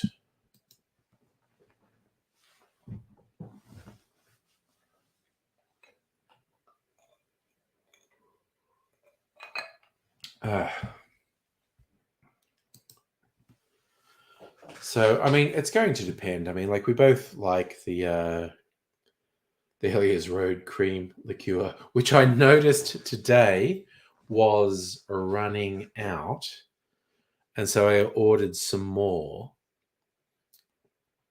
And I went on the Helios Road website and I was looking at the whiskies they were selling because their whiskies are a little bit pricey. In fact, you know what? I'm just going to go. I've got a Helios Road whiskey over here in the old bottle. Where is it? Probably that one really tall one. Yeah, they've changed the bottles. I bought this last time I bought the cream liqueur. I thought for fun I'll get a whiskey too. And this was one of their more affordable whiskies, a Pinot Noir finished whiskey. I know. Breaking something on the stream, especially embarrassing. It was a corkscrew, so it's pretty hard to break that. But yeah, this is their old bottles. They changed them to sort of more normal bottles now. But also, look, they had this one. It was like a whiskey that had been aged for 19 years, which is extremely rare because there's only a tiny number of Australian distilleries that have been around that long. Like the oldest ones are probably only about 30 years old. So a whiskey that's been aged for 19 years in Australia is an incredible rarity. And I thought, oh, Jesus, 19 years. I looked it up. It was $650 a bottle. And it was sold out. I was not going to buy a $650 bottle of whiskey. But lucky I didn't want to because it was friggin' sold out. It's very unique. An Australian single malt that's 19 years old. Very rare. The Lark Distillery has some older ones. And there may be one or two, I think like Bakery Hill, which is a Victorian one, has maybe been around long enough to have one that old. But yeah, it was doubly surprising. I looked at the website. They had a 19-year-old whiskey that was really quite expensive, $650, and was sold out. Everyone just fucking bought it. It was probably like hundreds of bottles. Suffer. Depends how well I react to my alarm. Normal days, working from home, my alarm's set for 7 because I have to allow extra time to go into the office on a train. God, the fucking phone is not switched off. It's going to be draining the battery. My alarm for tomorrow morning is set for 6:30. So it depends how quickly I drag myself out of bed. So I don't know, man. It's like 6:30, 7. I don't know. I'm lucky if I leave the house by 7. Basically, depends how quickly I can get my shit together. Essentially, what's tomorrow's weather meant to be? No, it's not meant to rain. Fuck, 13. Not very. Oh, Jesus Christ! Low of 5, high of 13. That's proper winter. Wednesday, low of 2. Jesus, this is okay. There's a little bit of rain later in the week. This is a bit of a bleak fucking week coming up. This is a very much bleak week. Your typing let you down at the end there, Safa. I'm not sure exactly what you're asking.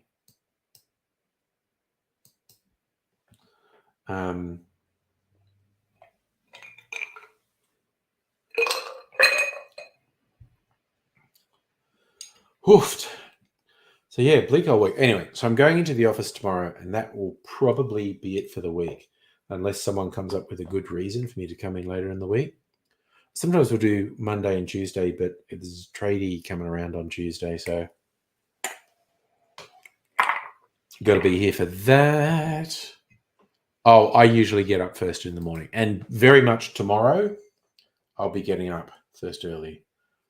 This one, in 1825, Henry Hellier became one of the first European explorers to set foot in the harsh and ferocious wilderness of northwest Tasmania in his role of chief surveyor with the Van Diemen's Land Company. Almost 200 years later, his road now guides the way to the Hellier's Road Distillery. This unique Pinot Noir finished whiskey has been aged in American white oak barrels and finished off for up to 6 months in French oak. Yeah. And it's 46.2% rather than the old 40%. Heidi, do I make myself bacon and eggs for breakfast? Not tomorrow. Like if I'm going to the office, I don't really have time. I will probably just have a protein bar. Or sometimes I go into the city and I will let someone else make me bacon and eggs. Or, I'll get a bacon roll or something. So it depends how sort of organized I am tomorrow, whether I take my own lunch into the office or if I'll get breakfast from a cafe. So kind of if I'm how switched on I am in the morning.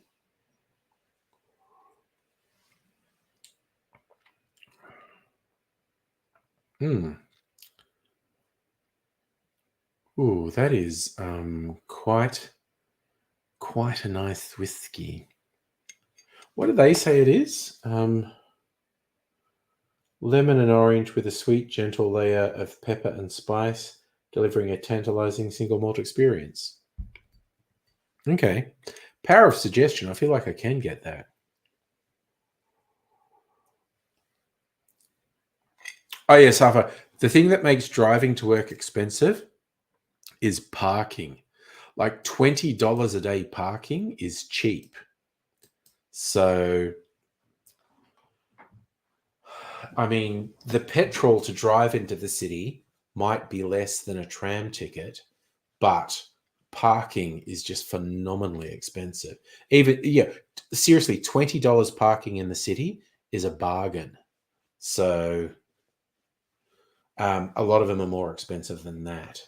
I mean, there is some limited parking for work, like particularly, okay, for money, if I really cared, if I wanted to drive in, I could probably contact the dude who manages facilities and say, there's probably a parking space available on Monday, is there? And he'd give me a parking space and say, yeah, look, park here. I just can't be bothered, honestly. Driving's just a little bit stressful. Tram, train. Now my train station's open again.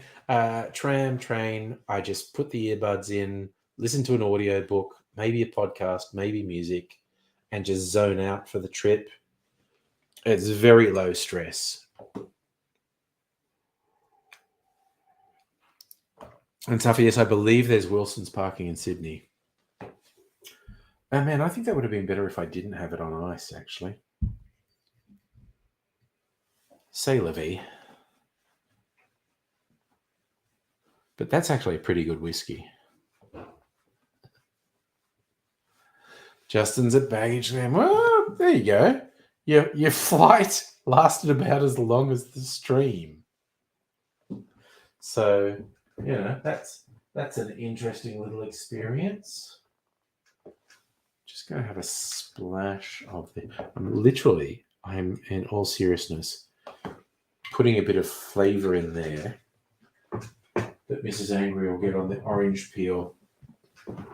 Like, I'll leave that in there and the ice will melt and the orange peel will impart a bit of flavor into it. And Mrs. Angry will use that in a hot chocolate in the morning. So, yeah. Oh, gosh. Strictly Sega, rightly excited. Your pizza has arrived. I would also be excited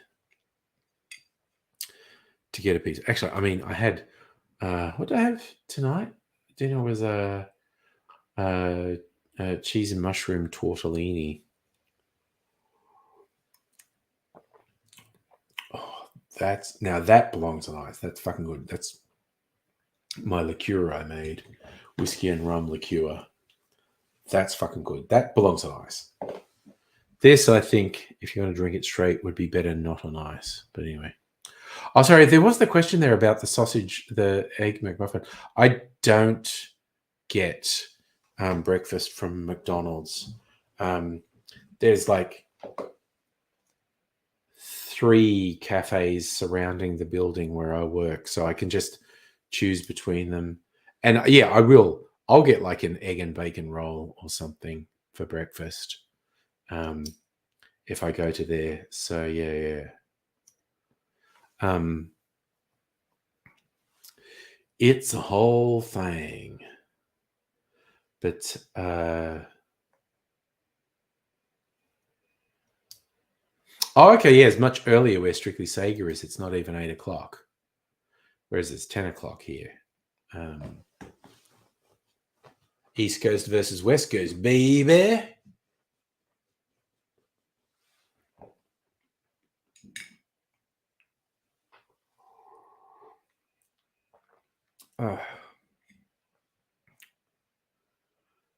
Latest time ordered pizza.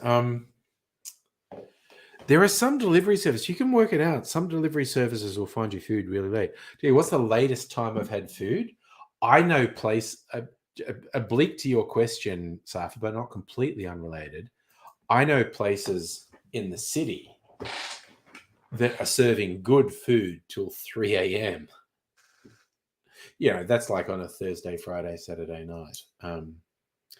But if needs must, I know where to go to get some good food at like post midnight in the city.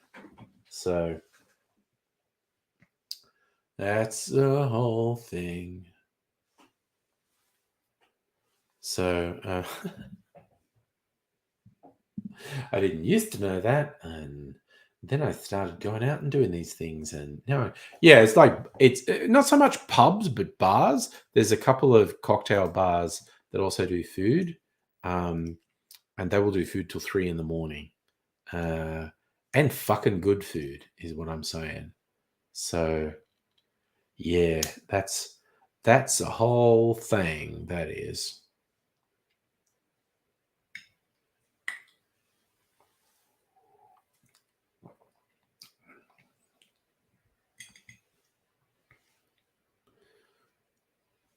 Oh yes, kebabs. Kebabs are traditional late night food. You might get like a kebab truck selling kebabs.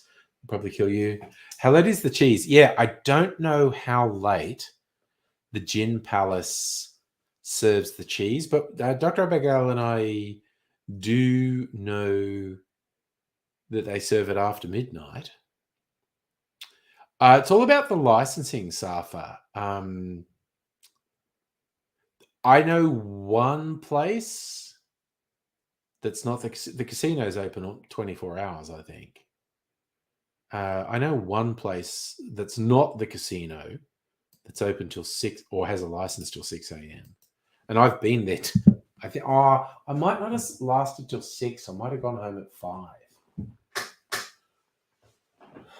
But it's particular licenses. There's you get a license to be open till midnight, till 1 a.m., till 2 a.m., till 3 a.m. And they froze the late night licenses quite a while ago, 5 or 10 years ago. And there's now currently talks about the state government releasing more late night licenses. But I know the places, man. I know the places. I know where to go. Even if it's only a cheese plate, honestly. There's a couple places that do good cheese plates. Again, Strictly Sega, you are definitely right. Gambling license for the casino would be stupid expensive. Okay, and alcohol licenses in Melbourne. I'll throw back to the only good thing Jeff Kennett did in the 90s, the Liberal Premier, who is a piece of shit. But the only decent thing he did was liberalised the licensing laws in Melbourne, so it became economical to open small bars. Because prior to the change in licensing laws, a liquor license was super expensive. You could only possibly make your money back with a really big venue. You changed the licensing laws that made it viable for small venues. Oh, no, Safa, I'm not peak cocktail bar knowledge. Greg, who's regularly in the streams, he's peak because he actually lives in the Melbourne CBD. He is peak cocktail bar knowledge. I have pretty good knowledge. I mean, honestly, Kirsten probably knows and frequented more cocktail bars than me in Melbourne. I have a pretty good knowledge of them. And I mean, I have knowledge of ones I haven't been to. There is a bunch I want to go to that I haven't been to. I actually, on Tuesday night, I went to two that I've never been to before, and they were both good. One is actually relatively new. I think only opened this year. Little place. Actually, they were both little places. One's a whiskey bar in the CBD that's been open for ages and I've never been there. I went in there. Nice stuff. I had a Sazerac and it was really fucking good. There was a launch of a gospel whiskey at this other new place that's right next to Hosier Lane, the graffiti alley. It is pretty neat. I might go back there. Hey, Toby on Facebook. Coming in to say hey just before I go to bed. So Shrieky say, oh my God, a John Waters film night. Oh my God. Oh yeah, the John Waters films are variable. He had a whole thing. Pink Flamingos was, pretty disgusting.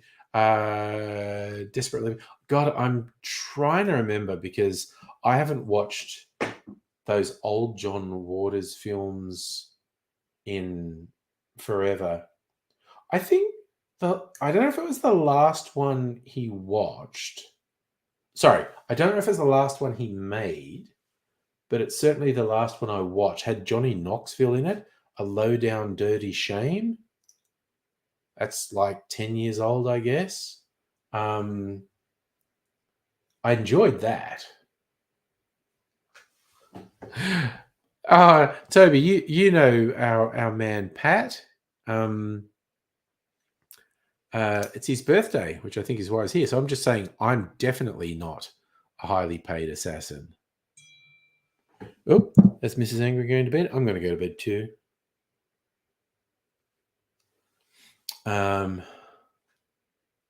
Yeah, I don't know. See, Safa, the graffiti lanes, they started off being graffiti lanes because they were dirty, dingy lanes that no one went down. And then they became a thing 20 years ago or something. I don't know. Oh. Right. I believe we have reached that time when it's time to do the ceremonial eating of the cherry. And it's standard for me to go on about how much I love those cherries because I fucking love those cherries. Yeah. Right. So see, now I leave this and the ice melts and the orange peel sits in it and Mrs. Angry gets some flavored water for her hot chocolate in the morning. Thank you, Toby. I like the shirt too. It's like a hand holding a martini with an olive in it.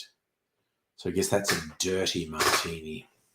Oh my God, I didn't even mention. I actually succumbed and bought some shirts because I'm not going to buy any shirts till summer because they'll be cheap then. And then one of the ones, I think it was actually the first site that I bought some of these shirts from. They had this thing saying, we're now the discount wing of this other site. And I went, okay. And I looked and I did, and I got freaked out that when I searched for cocktail shirts, they had like 20 plus that I wanted. But then I went through them and it literally was like the last of the line. So they only had a limited number of sizes. So I think I ordered about 6 shirts. Now, historically, these have taken a month or so to get to me.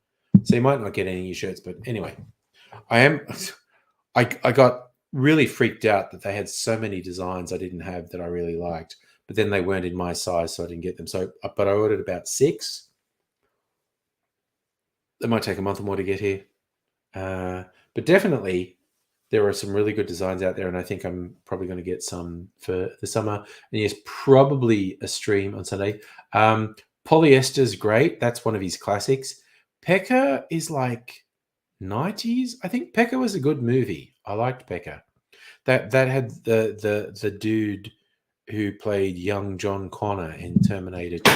Fuck, I dropped that fucking corkscrew again.